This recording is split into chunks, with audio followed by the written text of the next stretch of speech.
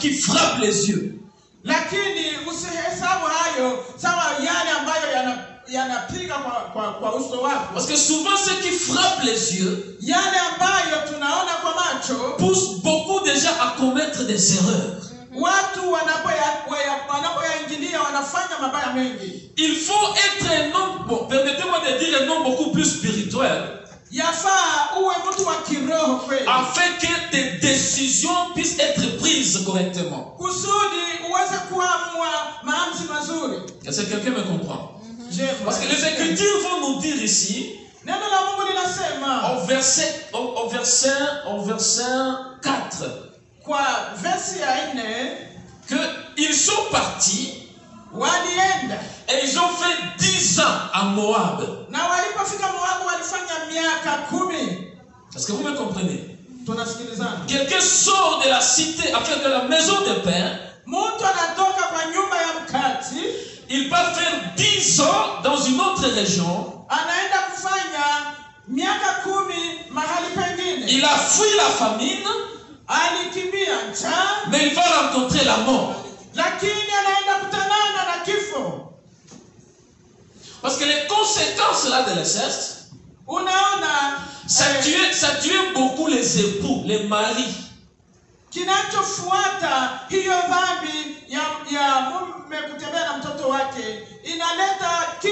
Donc les gens ne pouvaient pas vieillir quand tu es époux. Est-ce que vous me comprenez? Donc, si tu es beaucoup charnel et que tes décisions sont prises par rapport à ce qui frappe les yeux,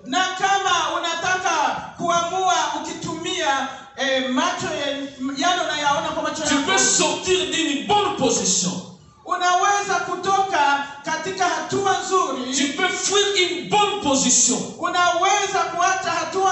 et aller te retrouver dans un lieu où tu vas subir certaines choses que tu ne connaissais pas parce que tu es dirigé par la chair.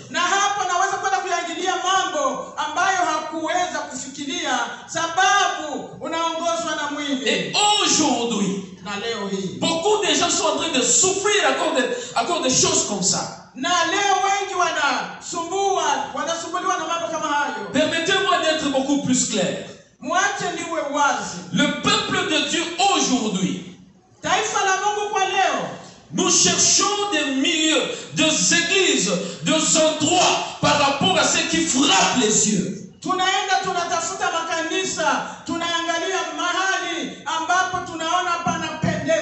C'est ainsi que les gens ont rencontré de faux prophètes. Je me souviens, je sais que vous avez déjà vu ça. Quelqu'un m'avait envoyé une vidéo, ça fait longtemps, où il y avait un homme dédié, un prophète qui imposait déjà le pied.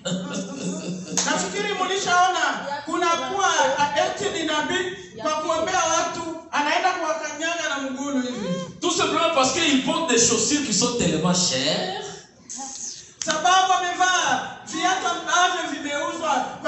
Et il ne sait pas comment tout le monde va voir les chaussures.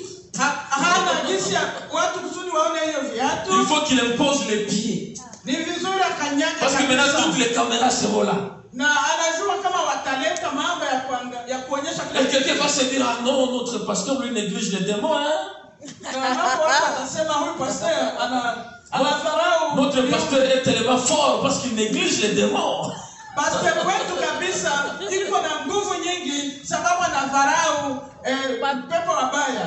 Non, l'écriture dit vous imposerez les mains, pas les pieds.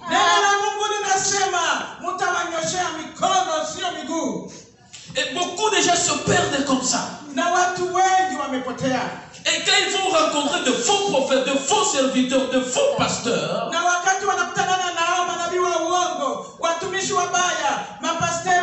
vous ne savez pas les contrats que cet homme de Dieu a avec le monde du ténèbre.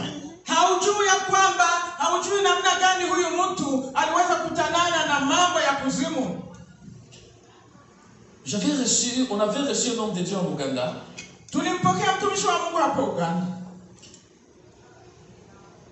Nous étions parmi les gens qui avaient refusé cet homme de Dieu. kabisa matukio ya huyo mtu wa Mungu. Donc en fait, personnellement, j'avais refusé cet homme de Dieu. Wao wakamkataa huyo mtu wa Mungu. Mais la consistoire était d'accord. Lakini watu wengine walikuwa wanamfurahia. Ils m'ont dit, pourquoi tu ne veux pas de cet homme de Dieu? Wakamuuliza, sasa kwa nini wewe hufurahi mtu wa Mungu? Depuis qu'il a commencé, il est en train de faire des miracles. Yeye tangu alianza iko anafanya miujiza tu. C'est moi qui lui ai amené à l'hôtel. Ni yeye aliweza kumfikisha. Mais je n'ai pas vu un jour où il est en train de s'agenouiller et pleurer la faveur de Dieu. D'où vient cette puissance-là? Na tangu alimutia madhabahuni hakumuona hata siku moja anapiga magoti yake kusudi amtukuze Mungu. Hizo nguvu sasa zimetokea wapi? Hizo nguvu zimetokea wapi? Tu fais 2 semaines, 3 semaines en train de faire des miracles. Unafanya juma mbili, wiki tatu uko nafanya miujiza. Même la nourriture qu'on t'amène, tu ne sais pas bénir Dieu pour ça. Na hata chakula wanakuletea hujua hata kutukuza Mungu mbele ya kula. J'ai dit non. Tout le monde était contre moi. Watu wote wakamchukia. Mais la finalité, lakini mwisho, il avait de puissances occultes. Wakakuya kukutana, zilikuwa nguvu za giza. Il faut faire attention. Ni kufanya angalisho. Il faut faire attention. Fanya angalisho watu. Elimelech a exposé sa famille à la mort. Akaenda kupeleka jamaa yake mahali pa kifo. Parce qu'il était charnel. Sababu alikuwa kimwili. Gloire au Seigneur. Amen. Vous savez une chose dans la vie. Katika maisha. En fait, je vais le dire comme ça. Dans tout milieu. Mahali pote. Dans tout milieu, qu'on le veuille ou pas.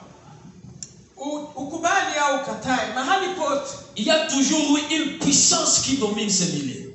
Kuna zile nguvu ambazo zinafikia hiyo hatua. Les choses peuvent changer. Mambo yanaweza kubadilika. Mais cette puissance un jour s'imposera. Lakini hizo nguvu wakati moja zitajiunua. Et les gens qui vont subir les conséquences, na watu ambao watapata magumu yayo, ce sont les personnes qui sont dans ce lieu d'une manière ignorante. Ni wale watu ambao hawajui hiyo nafasi. Peut-être un jour quand le pasteur me donnera le temps, je développerai ça. Kama mchungaji atanipa tena wakati, nitasema hayo kinaganaga. Dans chaque milieu, dans chaque pays, dans chaque ville, mahali pote, katika nchi zote, katika miji yote, même dans chaque famille, katika familia nyingi, il y a toujours eu un hôtel. Kuko mahali wamejenga madhabahu. Et les gens qui vivent là-bas dépendent de ce que cet hôtel impose à ces lieux-là. Na watu wanaishi kufuatana na mambo yanafanyika kwa hiyo madhabahu. Et si toi tu viens, tu es là, tu es ignorant, tu viens, tu vas subir les conséquences. Na wewe sasa ukifika una mjimwanga pale, hayo yatakufikia. Tu vas subir les conséquences. Hayo mabaya yatakufikia. Il faut faire attention avec les lieux. Ni vizuri kufanya angalisho ya mahali unaishi. Là où tu es. Mahali ambapo upo. Amen, amen. Amen. Je voudrais encourager le peuple de Dieu. Ninataka niwache changamoto watumishi watu wa Mungu. Asseyez-vous là où vous êtes. Mukae mahali mulipo. Amen, amen. Amen. Ne faut pas écouter des choses. Musisikie mambo mengi. Vous savez, l'Écriture dit, neno la Mungu husema, voici les miracles qui accompagneront ceux qui auront cru. Angalia miujiza ambayo itaenenda na wale ambao waliamini. Mais nous avions changé l'Écriture. Sasa sisi tumebadili maandiko. Mais nous accompagnons les miracles. Sisi tunatembea nyuma ya miujiza. Au lieu que les miracles nous accompagnent. Bahali miujiza itembee pamoja nasi. Et beaucoup de gens disent, oh là-bas il y a des miracles, allons-y. Là-bas il y a des miracles, allons-y. Maintenant, vous devenez les accompagnateurs des miracles au lieu que les miracles vous accompagnent. Sasa nyinyi mnaanza kufuata miujiza bahali miujiza iwafuate. On a changé les Écritures aujourd'hui. Watu wamebadili neno la Mungu. Parce que nous devenons tellement charnels. Sababu ya kuwa kimwili. Amen, amen. Toi tu peux faire le miracle. Unaweza kufanya miujiza? Toi tu peux le faire. Unaweza. Allez prier pour les malades. Unaweza kuombea wagonjwa. Ce n'est pas seulement nous, pasteurs. sio pastor tu. Qui vous a dit que les miracles c'est seulement pour les pasteurs, les apôtres et les évangélistes? Nani aliwaambia kwamba miujiza ni pastor ni Jésus a dit ceux qui vont croire à mon nom. Lakini neno la Mungu linasema Voici les miracles qui vont les accompagner. Hiyo baraka zitakuwa pamoja nawe. Si toi tu as cru au nom de Jésus, kama uliamini jina la Yesu, alors les miracles vont t'accompagner. Sasa hiyo miujiza itakuwa pamoja nawe. Gloire au Seigneur. Amen. Les miracles vont t'accompagner. Miujiza itatembea pamoja nawe. Alors ne suivez pas les miracles.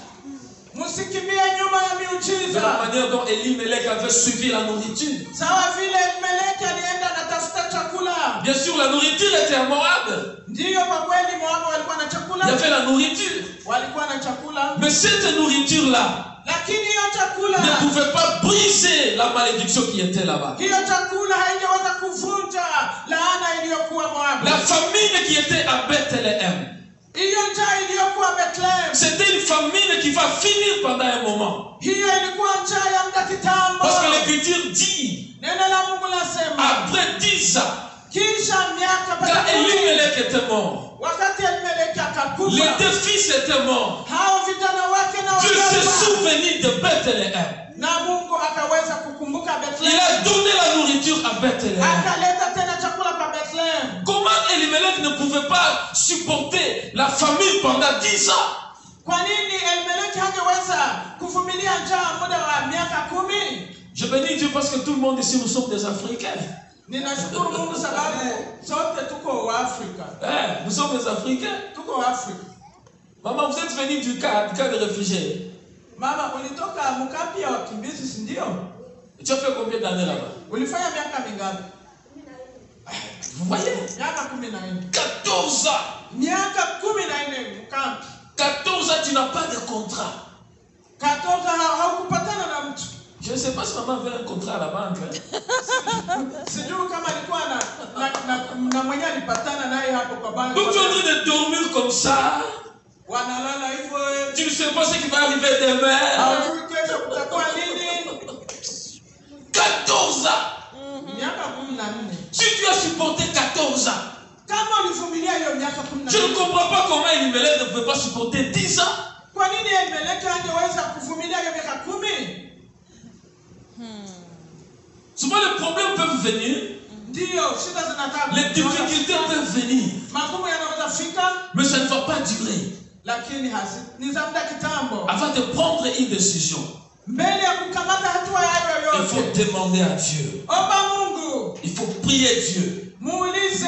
Il ne faut pas sortir du milieu. Si c'est une bonne place pour toi, Na usitoke mahali hapo kama ni fasi pazuri kwako. un jour Dieu se souviendra de toi. Siku moja Mungu atakukumbuka.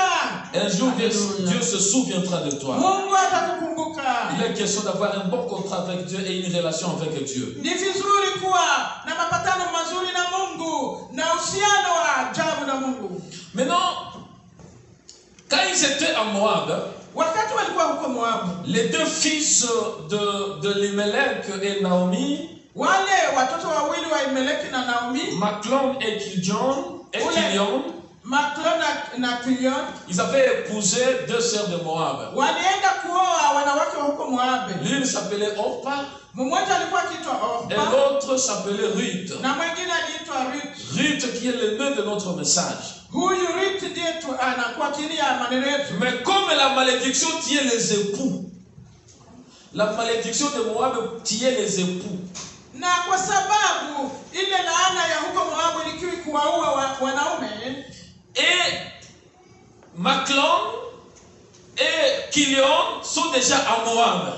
hao Maklon na Kilion wanakuwa sasa huko Moabu. Donc eux aussi deviennent des cibles. Wao sasa wanakuwa mtego au Eux aussi vont mourir. wao sasa wanangojea kifo.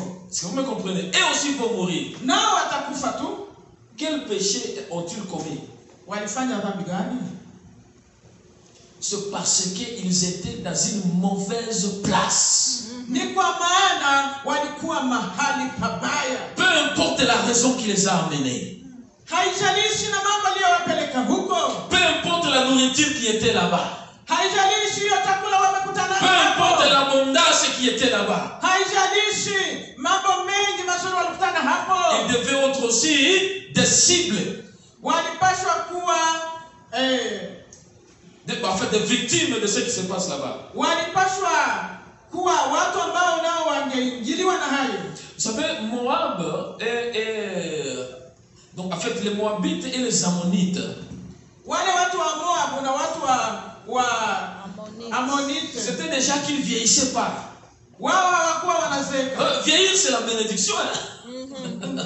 Kuzeeka ni baraka. Il y a des familles où il n'y a pas de vieux. Kuna jamaa nyingi hawana wazee. Est-ce que vous savez cela? Mnajua hiyo? Il faut faire attention. Ni kuangalia kabisa. Laisse-moi ouvrir une parenthèse. Acha niwaambie kitu. Je sors un peu de mon message, je vais retourner. Na acha kwanza somo langu. Toutes les sœurs qui ne sont pas mariées, alléluia. Wale dada bado kuolewa, Ou bien les frères, alléluia. hao wakaka ambao hawana wake. Il faut prier beaucoup. Omba sana. Tu peux aller épouser dans une famille où il n'y a pas de gens qui vieillissent.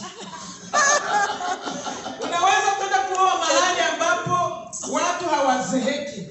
Et toi aussi, tu entres là-bas. Tu Unaingia atteins un certain âge à le départ. Unafika miaka kidogo tu unapita. Parce qu'il a un bon travail. Sababu iko na kazi mzuri. Parce qu'il est beau. Sababu iko mrembo. Parce qu'il est il est d'une bonne famille. Iko na familia nzuri. Attention. Fanya hange. Alléluia. Alléluia. Faut faire attention. Ni kufanya hange. S'il y avait beaucoup de jeunes frères ici, j'allais demander d'aller épouser dans la famille du pasteur. Parce que le pasteur a un âge que peut-être il est encore fort.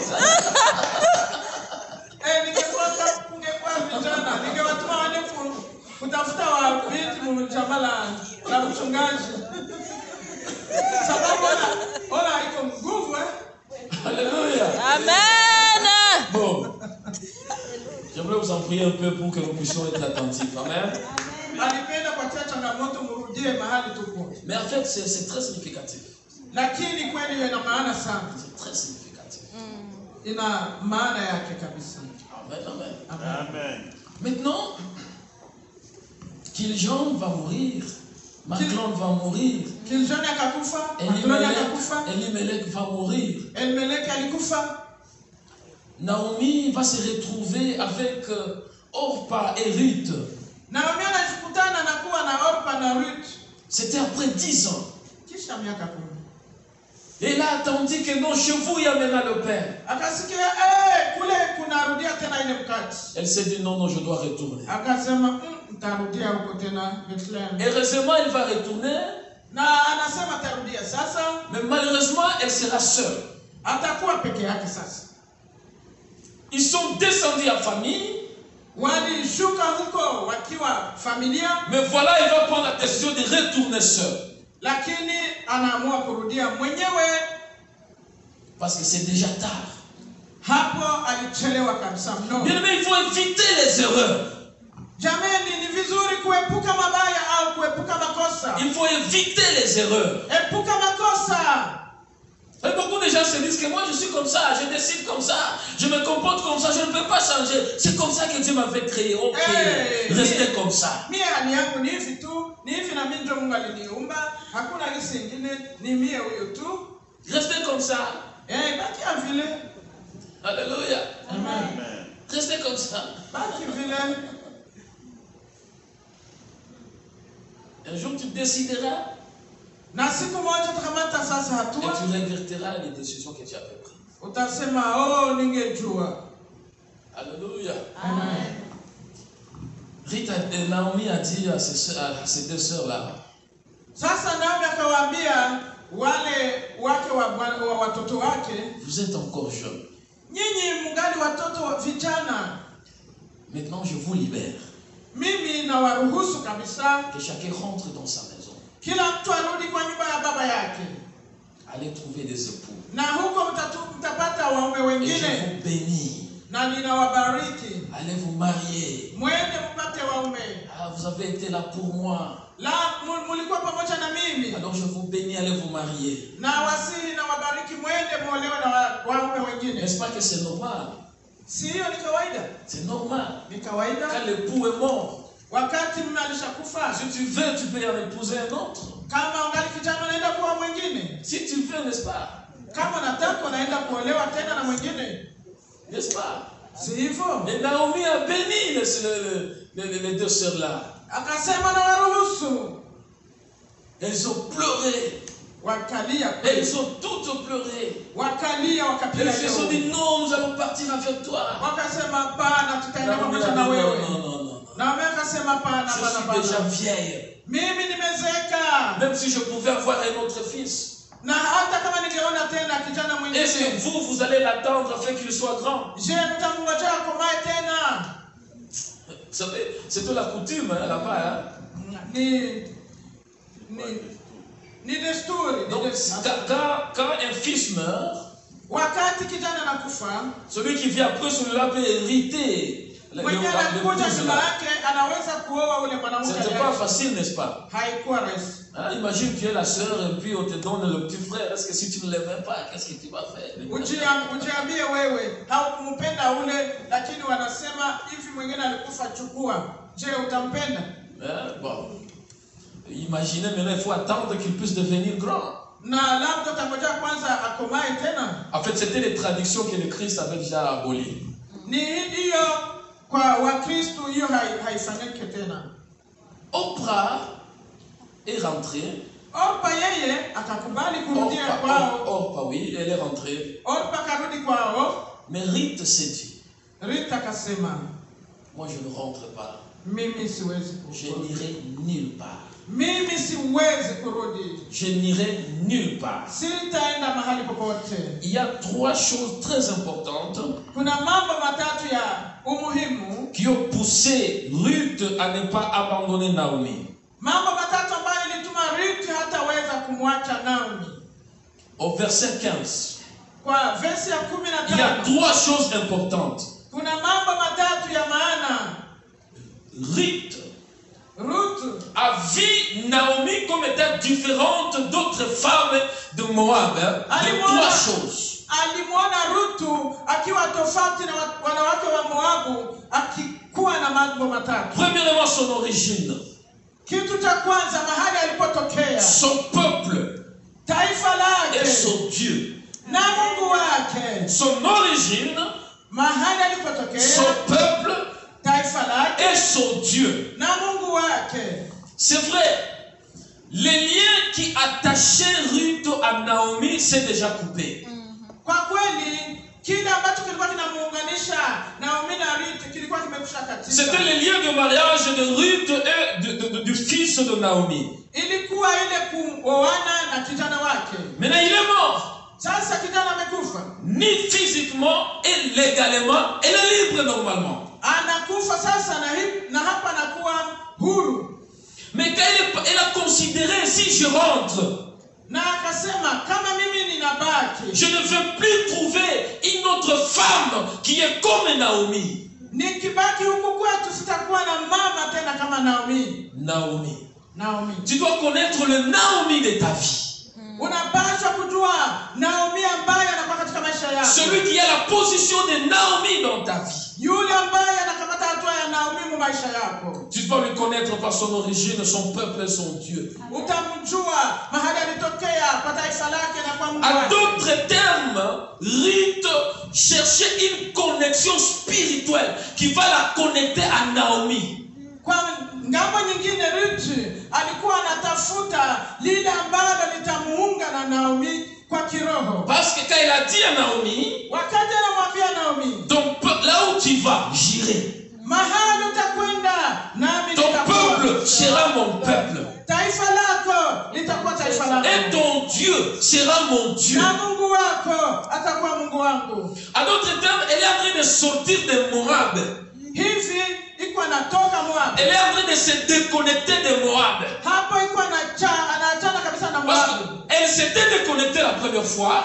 Alikuwa ameachana na Moab. Mais comme ils étaient restés à Moab, cette malédiction avait pesé sur elle. Elle est devenue aussi veuve. Kwa sababu walibaki hapo, hiyo laana iliwakutana naye akakuwa. Cette fois-ci, akakuwa mjane. Cette fois-ci, quelqu'un va retourner de là où elle était sortie. Sasa mtu mmoja katoka arudie mahali alipotoka. Gloire au Seigneur. Amen. J'aurais souhaité que ce message soit prêché à tout le peuple de Dieu, les enfants de Dieu qui étaient dans cette église. Ningependa neno hili liwafikie watoto wa Mungu kwa kanisa hili. Moab, c'était un endroit où il fallait sortir. Ilikuwa mahali ambapo watu wangepaswa kutoka pour retourner là où tu étais avant. Kusudi warudie mahali walipokuwa tangu zamani. Est-ce que vous me comprenez? Unasikia hili? Ils avaient quitté Bethléem. Walitoka Bethlehem. Ils sont allés à Moab. Wakafika Moab. Mais voilà, ils doivent retourner maintenant à Bethléem. Na hivi sasa inawabidi kurudia tena Bethlehem. Alléluia. Amen. Maintenant, Ruth, bien que le lien physique et légal est coupé, ingawaje yale mambo ya mwili iliweza kukatika, elle ne va pas perdre cette occasion. Hawezi kuacha hii hatua. Même si Naomi est en train de dire non. Ingawaje na mtu anasema hapana wanangu. Restez. Bakieni. Il a dit non. Yeye akasema je pars avec toi. Ninaenda na wewe. Là où tu vas, j'irai. Mahali unaenda nitakwenda. Qu'est-ce que ça veut dire? Ina maana gani? Donc même si je ne connais pas là où tu vas, ingawaje sijui mahali unapokwenda, même si je ne comprends pas là où tu vas, ingawaje sijui vizuri mahali unapokwenda, même si je ne sais pas comment ça va se passer, hata sijui namna gani itakuwa, mais parce que j'ai confiance en toi, kwa sababu ninakuaminia, et toi tu vas là-bas, na wewe ni mahali, alors je serai avec toi. Amen. Vous savez, à l'église aujourd'hui, nous sommes devenus beaucoup trop philosophes. Kwa kanisa leo tunakuwa sawa filosofi.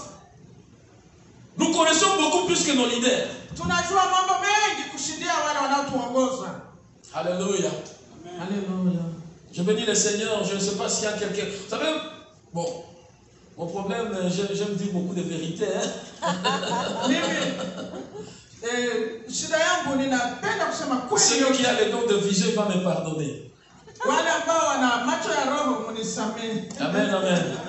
Beaucoup de gens qui ont les dons de vision. Watu wengi wale wana macho ya roho, il faut faire beaucoup attention avec à l'église. Kufanya angalisho kanisani. Pour moi je vois. Natoka kuona. Pour moi j'ai attendu. Nilisikia. Cette grosse histoire, ils sont tous charnels. Hii mahali watu wote ni kimwili tu. Si les oreilles deviennent supérieures comme ça, s'élèvent comme ça, par rapport à la position de la tête. Kama masikio yanaweza kuwa marefu kushindia kichwa. Imaginez-vous, les oreilles sont comme ça. Uone, fikiria masikio yanaenda juu ya kichwa. Cette personne-là, c'est une personne normale. Je, huyo mtu ni mtu kawaida? Non. Alléluia. Alors il y a des gens comme ça. Kuna watu wa hivyo. Moi j'ai beaucoup, j'ai vu, j'ai attendu. Alors tous ces gens-là sont charnels. Mimi niliona mengi, niliangalia mengi, lakini hao watu wote ni kimwili tu. Laisse-moi ouvrir une autre parenthèse. Acha niwaambie kitu kingine. Moïse, quand ils allaient dans la terre promise, Musa walipoelekea katika nchi ya ahadi, il y avait un peuple qu'on appelait les fils d'Issachar. Kulikuwa taifa walikuwa wanaita watoto wa Isakari. Le fils d'Issachar, ils avaient une spécialité. Wale watoto wa Isakari walikuwa na kitu kimoja, de lire les signes dans l'air.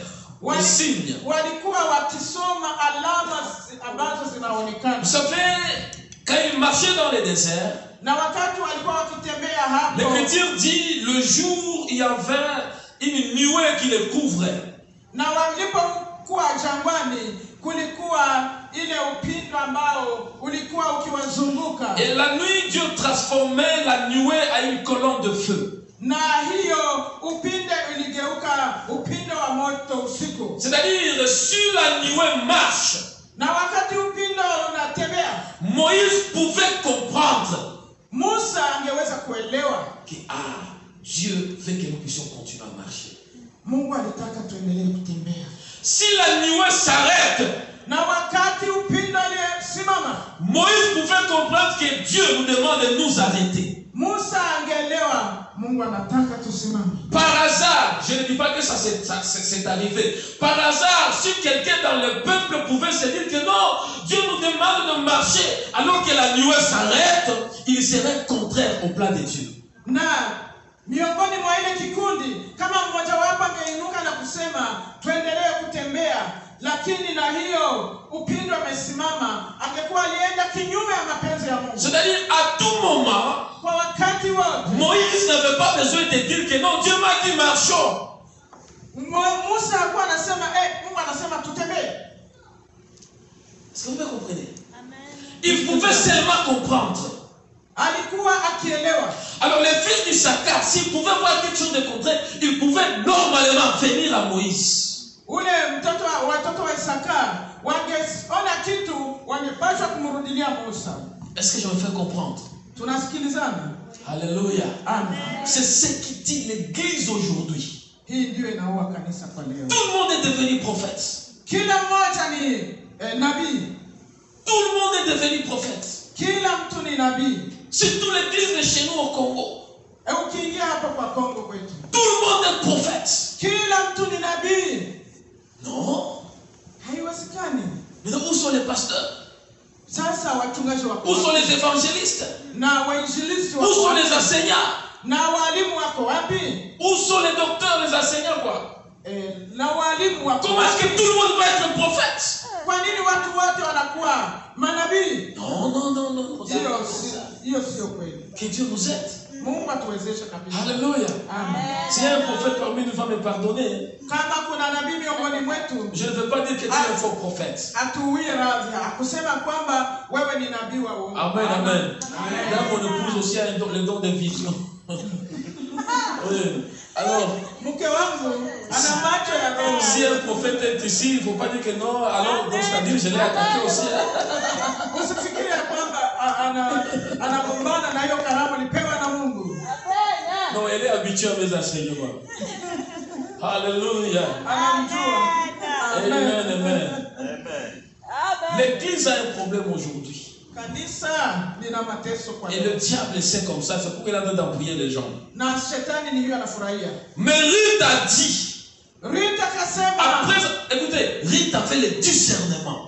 huyu mtu alikuwa na roho ya utambuzi. Elle a fait le discernement Alikuwa na roho ya de utambuzi. reconnaître ce qui est dans Naomi. Akaona yale yaliyokuwa ndani ya Naomi. Le discernement. Alikuwa na roho ya utambuzi. Vous savez, Naomi veut dire douce, doux ou douce. Naomi maana yake ni kitu ambacho ni kipole au Kitamu. douce. Quand je cherchais le sens dans les commentaires, quand j'ai cherché le sens dans les commentaires, on m'a dit douce comme une colombe. Alikuwa laini kama hua. Yes. Mpole kama hua. C'est ça le sens de Naomi. Mpole kama hua. Ah, maman Naomi ne peut pas venir. Hein? Elle a travaillé aujourd'hui, c'est au Canada. Ah, voilà.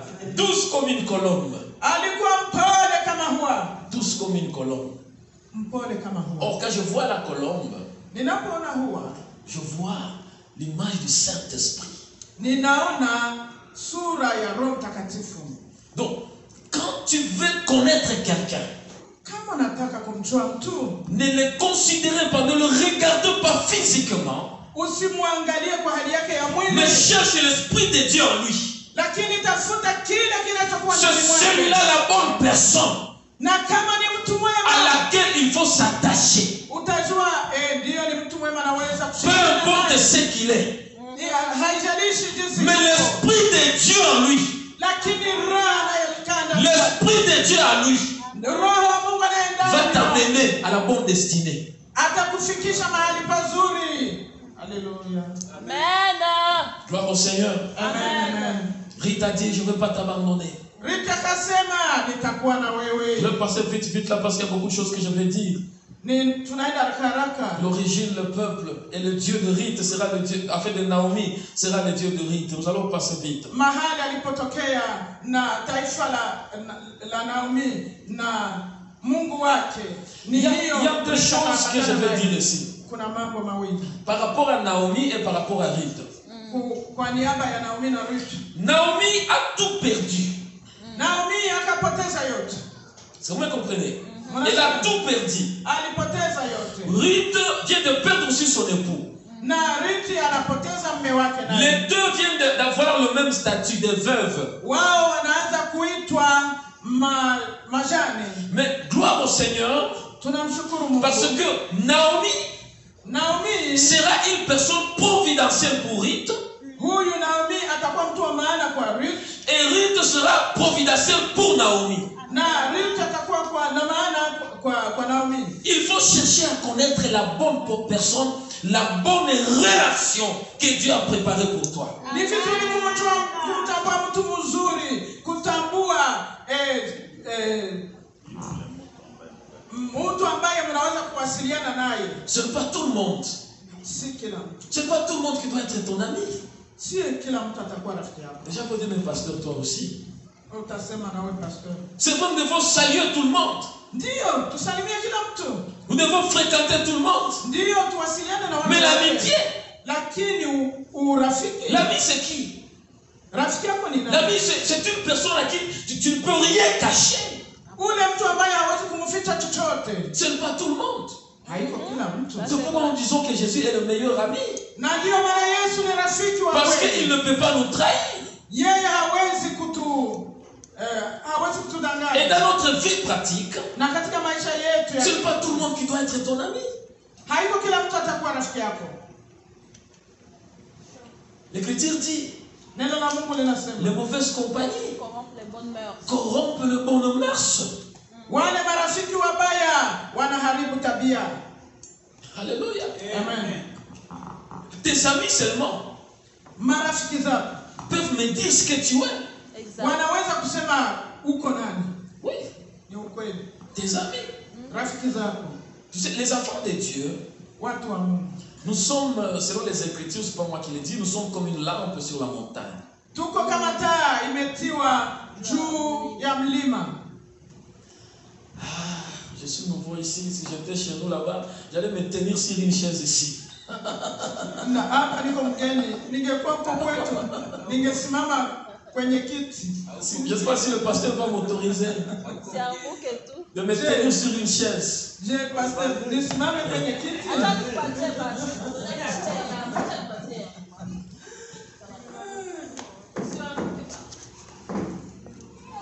Je dois me tenir ici. Anasimama hapa. Nous sommes comme une lampe sur la montagne. Tuko kama taa juu ya mlima. Amen, amen. Amen. Celui qui croit être plus faible que moi, c'est qui? Nani anajua yuko mdhaifu kuliko yeye? Plus faible que moi. Celui qui croit être plus faible. Mdhaifu kuliko yeye. Tu es plus faible que moi. Uko mdhaifu. Ah, je ne vais pas plus. Tu es forte. Uko na nguvu. Petit frère. Mishu. Ok, ma soeur vient. Michou a peur. Mishu a peur. Elle s'est dit être faible plus que moi. Donc, normalement, je suis fort plus qu'elle. Pasteur ana nguvu kushindia Fadhili. Si nous faisons l'exercice, ne faites pas ça, tu vas me faire tomber. Si nous faisons l'exercice ceci, Kama anafanya mazoezi sasa, je vais l'attirer akimkokota afin qu'elle vienne ici là où je suis. kusudi afike mahali yupo. Et elle va exercer sa force Na yeye atapiga nguvu pour zake. m'attirer en bas là où elle est. Kusudi amurushe chini mahali. Qui va gagner l'autre? Nani atashinda mwingine? C'est elle qui est en bas, n'est-ce pas? Si yeye anakuwa Pourquoi? chini. Kwa nini? Même la nature nous dit Hata kwa kawaida il y a une force de la pesantelle qui attire ce qui est en haut vers en bas, n'est-ce pas? kuna ile nguvu ambazo zinamsukuma yule De la même manière, spirituellement, na kwa hali ya kiroho l'ennemi nous combat tous les jours afin de nous faire tomber, kule adui anatukombanisha kila siku kusudi atuangushe, afin que nous puissions tomber en bas, n'est-ce pas? anataka tuangushe. Alors si nous nous entourons des gens qui sont encore dans le péché, na tukizungukwa na watu wenye dhambi, ils nous attirent vers les bas. wanatushusha mpaka chini. Même si nous nous disons que ça va, nous allons les attirer vers les hauts. Hata tunasema tutawa, Il y a beaucoup plus de chances que nous puissions nous retrouver en bas. la hapo ni bahati kusema tuweze kufuka chini. C'est pourquoi aujourd'hui il y a beaucoup de scandales à l'église. Ndio maana kwa kanisa kuna kuwa machafuko mengi. Amen, amen. Amen. Les pasteurs sont en train de tomber. Wachungaji wako wanaanguka. Les chantres sont en train de tomber. Waimbaji wanaanguka. Les intercesseurs sont en train de tomber. Wale waimbaji wanaanguka. Bon, nous sommes des humains, bien sûr. Ndio. Tuko wanadamu. Nous sommes des humains. Tuko wanadamu. Je ne suis pas contre ceux qui tombent chez nous au Congo. Mimi si wakatali wale ambao wanaanguka. Je ne suis pas contre parce que nous sommes des humains, n'est-ce pas? Eh, maman Dena. Mimi si katali. Pasteur, je m'excuse de le dire. Nous sommes des humains, bien sûr. Ndio, tuko wanadamu. Mais il faut faire attention. Lakini tuwe kama les gens que nous allons fréquenter. Wale watu ambao tunawaelekea. Alléluia. Amen. Il faut faire attention avec nos fréquentations. Tuweze kufanya angalisho na wale watu ambao tunaelekea. Il faut faire attention avec nos fréquentations. Tuweze kufanya angalisho. Il faut rencontrer les personnes providentielles seulement. Ni vizuri kukutanana na watu wema. Celle qui va te soulever. Yule ambaye atakutia changamoto. Celui qui va être content quand tu vas prospérer. Yule ambaye atafurahia wakati utapata. Ce n'est pas tout le monde qui sera content quand Dieu te bénit, quand Dieu te rencontre, quand Dieu t'élève. Ce n'est pas tout le monde. Si kila mtu anafurahia akikuona na kubarikiwa, akikuona umeinuliwa. Quand tu prospères dans le ministère, tout le monde ne sera pas content. Wakati unainuliwa katika kazi ya Mungu, watu wote hawafurahi. Alléluia. Amen. Ruth, elle est partie avec Naomi. Wakaenda na Naomi. Arrivé à Bethléem, wanafika Bethlehem. À Bethléem. À Bethlehem wanafika. L'Écriture nous dit ceci. Neno la Mungu lasema. Ruth a dit, ok, je vais glaner. Ruth akasema nitakuwa naenda natafuta makombo parce kwa que shamba. C'était la période de la moisson. Kwa sababu ilikuwa wakati ya mavuno. Dieu s'est souvenu de Bethléem. Mungu akakumbuka watu wa Bethlehem. De la période de la moisson. Hiyo wakati ya kuvuna. Elle est allée glaner dans la maison, dans le champ de Boaz. Na hapo alikuwa akienda na logota zile suke wa shamba la Boaz. Elle s'est retrouvée dans le champ de Boaz. Akakutanika katika shamba la Boaz. Ruth la Moabite. Ruth kutoka Moab. Ici des lignées de descendants de l'inceste. Sous la malédiction. Mtu ambaye alitoka mahali palilaaniwa, mahali ambapo wababa walikuwa wakilala na watoto wao. Parce qu'elle a rencontré la bonne personne, la personne providentielle. Sababu alikutanana na mtu mzuri, mtu ambaye ana tabia nzuri. Elle va rencontrer Boaz. Anakutana na Boaz. Quelle coïncidence! Oh, ni bahati gani hii? C'est parce qu'elle s'est attachée à la bonne personne. Kwa sababu alishirikiana na mtu mzuri. Si tu rencontres la bonne personne, bien-aimé, ukikutana na mtu mwema ndugu, les malheurs que tu as survécu pendant longtemps, ile laana ambayo uliishi ndani miaka, Dieu peut finir ça pendant un peu de temps. Mungu anaweza kuondoa hayo kwa dakika kidogo. Il est question d'être dans une bonne place avec la bonne personne. Ni vizuri kuwa mahali pazuri na mtu mzuri. Vous savez, beaucoup de fois nous échouons dans la vie. Mara nyingi tunashindwa katika maisha. Parce que nous ne savons pas là où Dieu nous a appelés à être. Kwa sababu hatujui Mungu alituita kusudi tuishi mahali gani. Jean, Dieu l'a appelé à servir dans les déserts. Yohana aliitwa na Mungu kusudi aweze kutumika jangwani. Le jour où il est sorti du désert, wakati alitoka jangwani, on a coupé sa tête. Ni mahali hapo alikata kichwa yake. Est-ce que vous me comprenez? Mnaelewa hiyo? Tu peux être en train de servir dans le désert de ton ministère, le désert de ta vie. Sois comme Habakkuk. Garde ta position. Unaweza kuwa uko na mhudumia Mungu jangwani, mahali pote hapo jangwani, uwe kama nabii Habakkuk. Je crois que c'est Habakkuk chapitre 2 verset 1. Je crois. Habakkuk labda ni sura 2. Il a dit j'étais à ma position. Il faut garder ta position. L'Éternel va te rencontrer là-bas. Ni vizuri kuchunga mahali pako na Bwana atakukuta hapo. L'apôtre Paul, pour lui Dieu l'avait appelé pour aller prêcher les nations. Huyu mtume Paulo, Mungu alimtuma kusudi aweze kuwahubiri mataifa. Quand il sortait de là, il avait beaucoup de problèmes. Na kama alitoka mahali hapo, alikutanana na shida nyingi. Pierre, c'était chez les Juifs que Dieu l'avait appelé. Na Petro yeye aliitwa kuwakutana Wayahudi. Si tu es là où Dieu t'a placé, Kama unabaki mahali Mungu anapenda, Dieu va te rencontrer là-bas. Mungu atakukuta hapo. Il ne faut pas être touriste spirituel. Haiko vizuri ukimbie kwa hali ya kiroho. Beaucoup de gens sont des touristes spirituels. Hein? Watu wengi wanashinda wanakimbia kwa hali ya kiroho. Touriste spirituel, restez là où tu es. Bakia mahali ulipo. Ruth Ruth s'est retrouvée dans une bonne place. akakutanika katika nafasi nzuri. Là où Dieu a préparé pour lui. Mahali Mungu alimwandalia. Parce qu'elle s'était attachée à Naomi. Kwa sababu aliambatana na Naomi. Pourquoi j'ai dit la bonne place? Kwa nini nasema ni nafasi Parce nzuri? que Naomi ira dire à Ruth Kwa sababu Naomi atakuwa kumwambia Ruth, que le champ là où tu es allé glaner, akamwambia ile shamba ambayo alienda kutafuta suke. cet homme-là, Boaz, Huyo Boaz ambaye il est un des parents de mon mari. unajua yeye ni mmoja wapo wa wazazi wa mume wangu. Donc il a le droit de rachat sur nous. Huyo anaweza Yes, to redeem. anaweza kukukomboa. Oui. To redeem, yes, to redeem. Anaweza kukukomboa. Yes. Il a le droit de rachat. Anaweza kukukomboa huyo. Donc elle était dans une bonne place. Alikuwa mahali pazuri. Alléluia. Amen. Oh, Naomi était déjà vieille.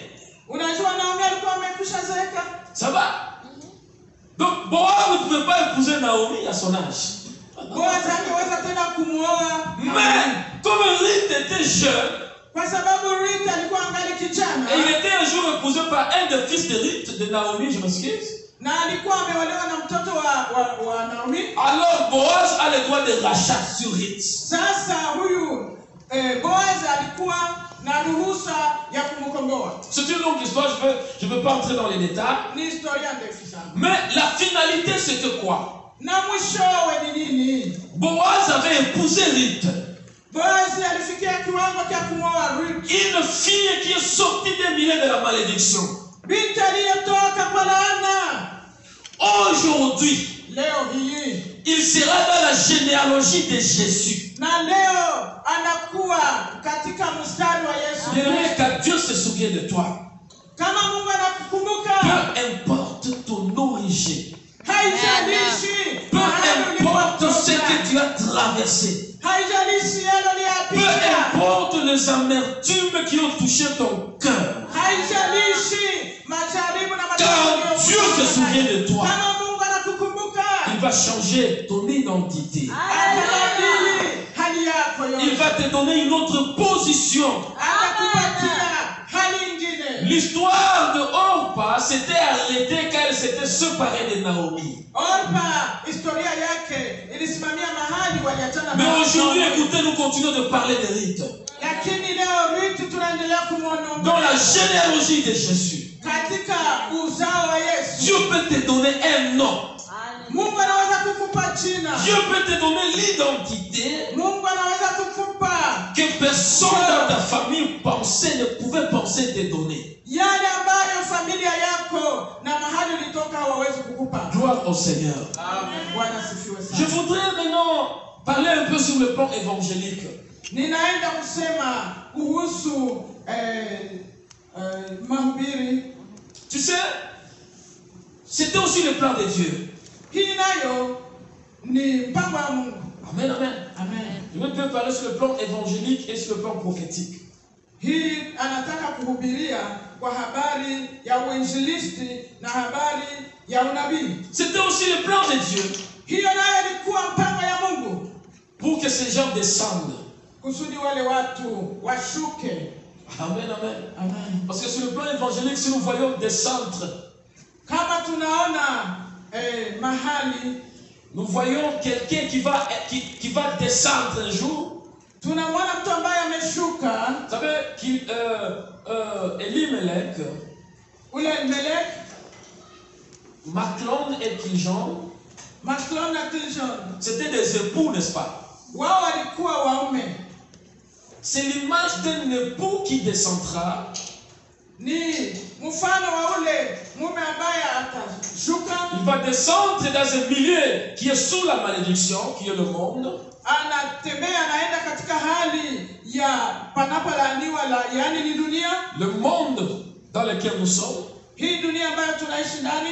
Et cette malédiction va les tuer. Na hii laana inamuua. Vous savez, la malédiction dont je parle, c'est la malédiction du péché, n'est-ce pas? Na mnajua laana ninayosema ni dhambi. Sur le plan évangélique, c'est le péché. Kwa habari ya uinjilisti ni dhambi. Ne voyez-vous pas là l'époux qui est descendu? Msiangalie yule mume ambaye est-ce que vous ne voyez pas l'époux là qui était descendu? Hamumuoni yule mume ambaye alishuka? Et que la malédiction de notre péché l'avait tué sur la croix. Na yule ambaye kwa sababu ya dhambi zetu aliweza kufa msalabani. Amen, amen. Amen. Naomi, qui est l'image du Saint-Esprit. Huyu Naomi ni mfano wa Roho Mtakatifu. Après l'attachement de Naomi avec Ruth, Naomi akishakuambatana na Ruth. Ruth est montée, même si elle est issue de la malédiction. Ruth alipaa, ingawaje alitoka kwa hali ya laana. Mais son identité est en train de changer parce qu'elle est avec Naomi.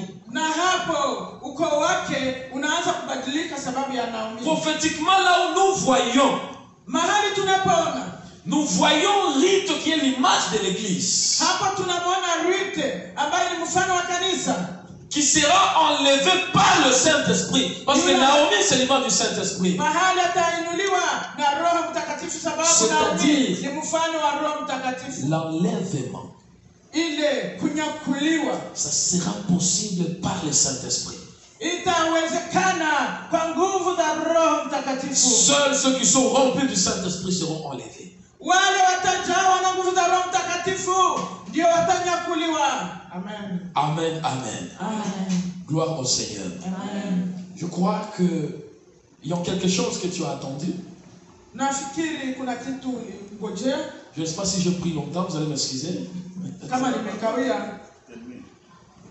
Gloire au Seigneur. L'enlèvement aura lieu par le Saint-Esprit. Si tu n'es pas rempli du Saint-Esprit, tu ne seras pas enlevé.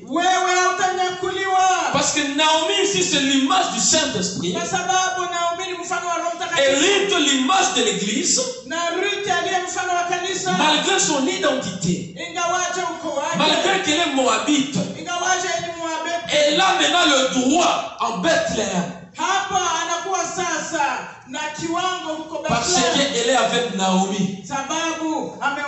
C'est pourquoi l'Écriture nous dit: n'attristez pas le Saint-Esprit que vous avez reçu comme un gage.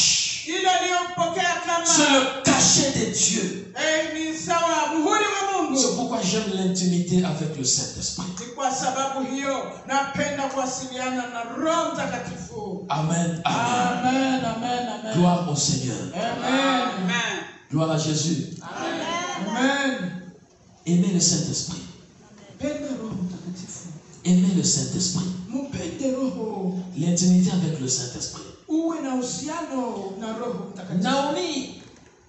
Naomi, c'est aussi l'image de l'homme de Dieu. L'homme de Dieu que Dieu t'a donné. Afin qu'il commence à t'orienter dans les choses que tu ne comprends pas, dans les choses que tu ne maîtrises pas. Parce que Ruth s'était abandonné en disant: là où tu iras, j'irai avec toi. Même si elle ne comprenait pas, elle ne connaissait pas le chemin. C'est Naomi qui avait la vision de Bethléem. C'est Naomi qui a connaissé le chemin. Alléluia. L'ange de cette église a la vision de cette église éclèpe. Vous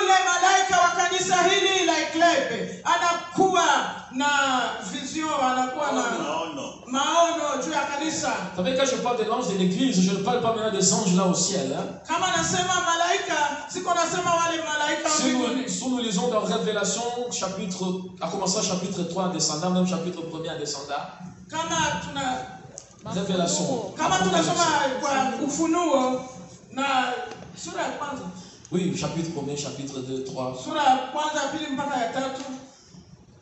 Il est écrit à l'ange de l'église d'Éphèse. Wakasema andika kwa kanisa lililoko Efeso. Ainsi de suite, il y a cette église là-bas. Kwa kanisa la Philadelphia. Si Dieu envoyait ces lettres aux anges qui sont au ciel, ça n'aurait pas de sens. Kama Mungu angeandika kwa wale ambao wako mbinguni, haingekuwa na maana. Parce qu'il est tout le temps avec ces anges-là. Kwa sababu yeye anaishi na malaika. Il parlait aux représentants des églises qui sont ici sur terre. Alikuwa anasema kwa ajili ya wale wakilishi wake ambao wanakuwa duniani. Amen, amen. Amen. C'est pourquoi je dis que Naomi, c'est l'image de l'ange de l'Éternel qui a la vision de cette église. Na ndio maana Naomi ni mfano wa malaika wa Mungu ambaye anakuwa kwa kanisa. Alors il faut le suivre comme Ruth a suivi Naomi. Ni vizuri kumfuata kama vile Ruth aliweza kumfuata. Parce que lui au moins sait par où il va passer. Yeye anajua njia. Qu'est-ce que Dieu lui a dit? Anajua Mungu alisema nini? Que pour cette circonstance, c'est comme ça que les gens doivent se comporter. Na kwa hatua hii watu watembee hivi. C'est ainsi que Moïse, pas Moïse, son nom c'est qui? Élisée suivait Élie. Ndio maana Elisha alikuwa akitembea na Eli. Il a dit, na kusema, si tu veux recevoir ce que tu demandes, ukitaka kupokea kilo na kiomba, il faut me voir monter. Utaniona nitakapopaa. Si tu me vois monter, ukiona naanza kupaa, tu vas recevoir. Utapokea. Amen, amen. Amen, amen, amen. Il faut me voir monter. Nikianza kupaa, il ne faut pas me voir descendre. Usinione ninashuka pana. Beaucoup de gens veulent voir leur leader descendre. Wengi wanataka waone wako wanashuka. Mais il faut voir le leader monter. Ni vizuri kuona yule kiongozi kwa napaa. Est-ce que vous me comprenez? Amen. Gloire au Seigneur. Nous allons prier pendant, je vais vous demander 3 minutes. Nous allons nous tenir debout. Nous allons demander 3 choses à Dieu. Tu vas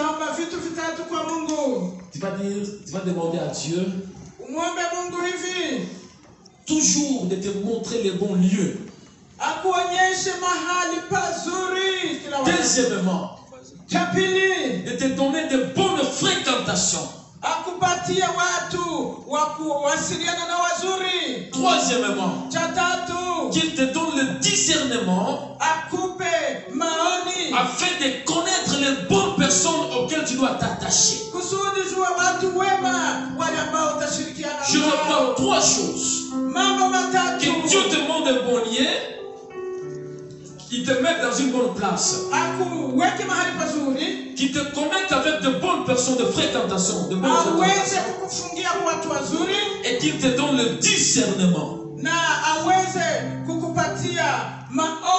Parce que les 3 choses vont affecter ta vie. Tu vas fermer tes yeux. Tu vas fermer tes yeux. Commence à sentir comme si tu parles à Dieu. Parce que je sais que Dieu est là. La présence de Dieu est là. Il est possible que tu avais échoué parce que tu as rencontré les mauvaises personnes. Il est possible qu'il y a des choses que tu es en train de regretter. Parce que tu as rencontré de mauvaises personnes. Mais Dieu peut te restaurer ce soir. Dieu peut te restaurer ce soir.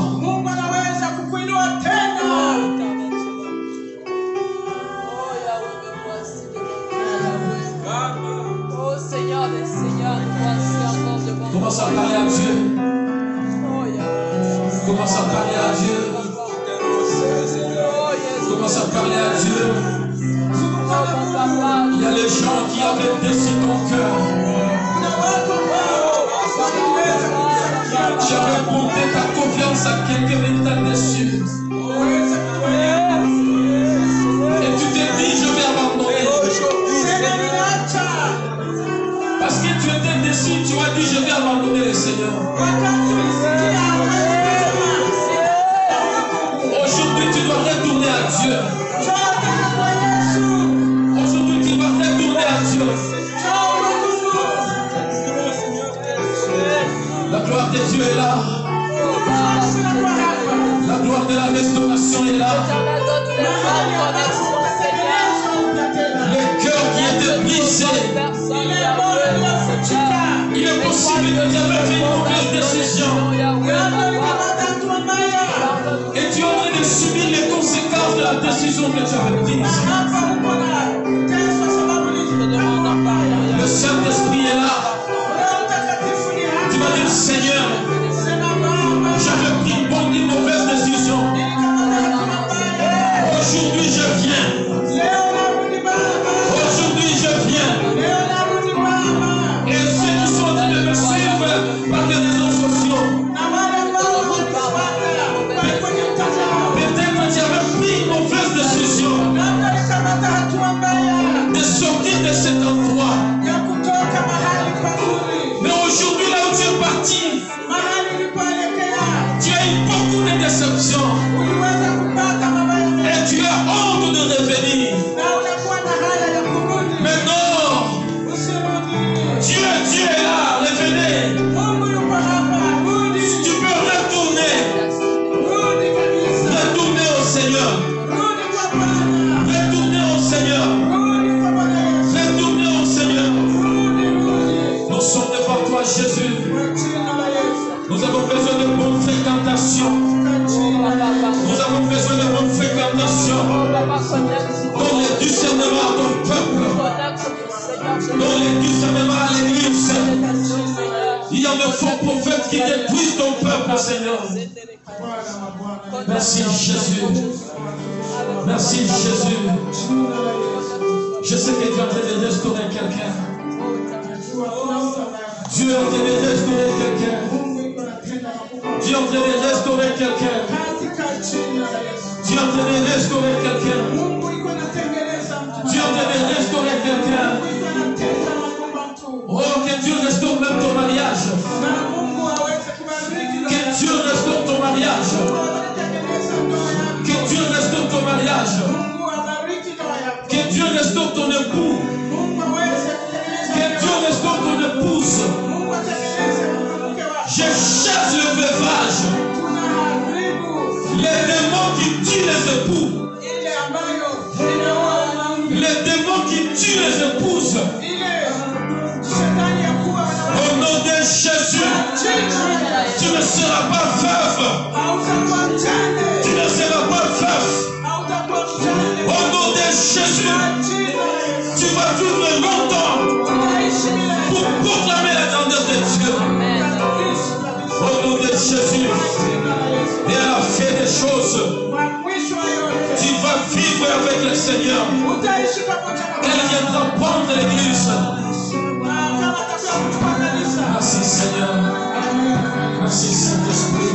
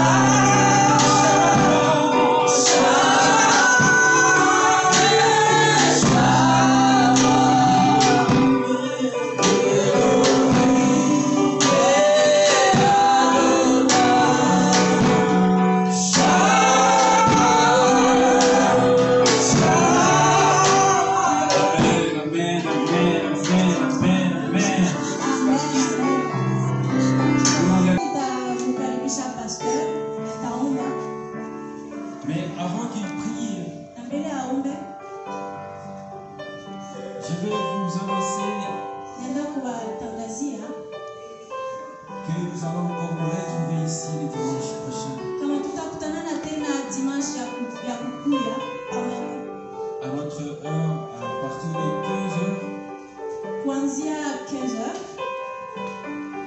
pasteur. jusqu'à 18h. Mpaka 18h.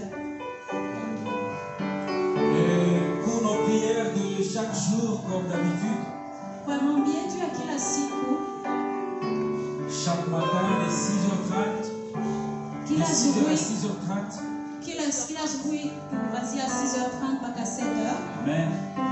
Et de 12h à 12h30. na kutoka 12h mpaka 12h30. Je vais vous encourager de vous connecter. Toujours vous connecter si vous trouvez le temps. Ukikuwa na wakati na samahani, mko mnajikonekte au mnatuambia tuwatumie Afin tele d'intercéder ensemble. kusudi tuweze kuomba pamoja, Et aussi nos prières de chaque vendredi. na maombi yetu ya kila À wakati partir de 20h. kuanzia saa 2. Ce sont nos prières qui vont nous aider à gagner le temps chaque dimanche. Hiyo wakati natupatia muda ya kutosha ya kuomba, Parce que si nous avons intercédé le vendredi, juu wakati tunaomba vendredi. nous aurons beaucoup. Karibu sa pasteur. Alléluia.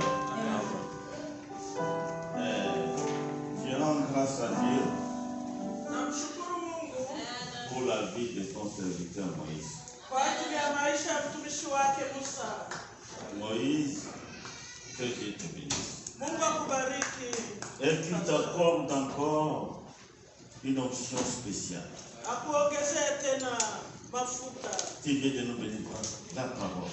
Unatubariki sana leo. Que Dieu te bénisse encore. Mungu akubariki tena, Et que Dieu nous bénisse tous. atubariki sote. Amen. Amen. Bon, je veux un peu rectifier en ce qui concerne l'heure de prière de dimanche, l'heure du culte.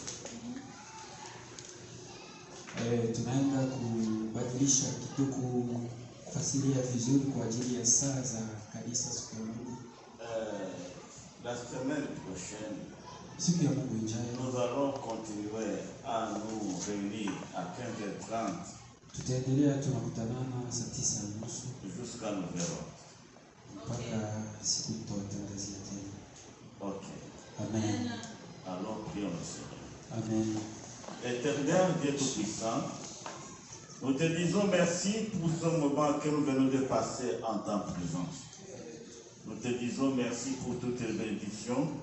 Nous te disons merci pour ta parole. Nous te disons merci pour ton serviteur. Et nous te disons merci pour quiconque a participé au bon déroulement de ce culte de louange et d'adoration et de l'écoute de ta parole. Que tout le monde soit béni. Nous allons bientôt quitter ici pour gagner nos demeures respectives. Je vous recommande à l'Éternel, le Dieu Tout-Puissant. Que le Dieu Tout-Puissant vous bénisse et qu'il vous protège. Qu'il vous fasse resplendir sa face et qu'il vous garde. Et que la paix de Dieu, qui surpasse toute connaissance et toute imagination, garde vos cœurs et vos esprits et tout votre être, au nom du Père, du Fils et du Saint-Esprit. Amen. Allez dans la paix du Seigneur. Amen.